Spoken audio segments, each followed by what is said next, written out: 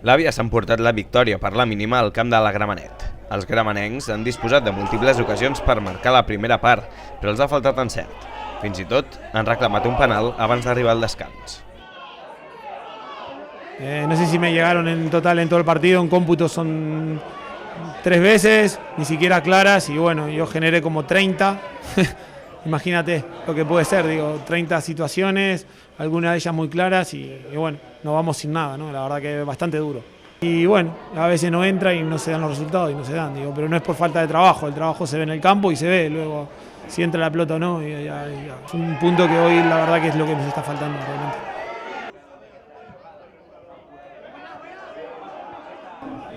Avui l'equip contrari ha sigut millor que nosaltres, ha tingut la pilota, ha creat més ocasions, però els partits aquests també s'han de saber jugar i també a vegades doncs, la sort acompanya i en aquest cas doncs, la sort ens ha acompanyat, hem tingut una ocasió, hem fet gol i hem sigut mantenir la porteria a 0.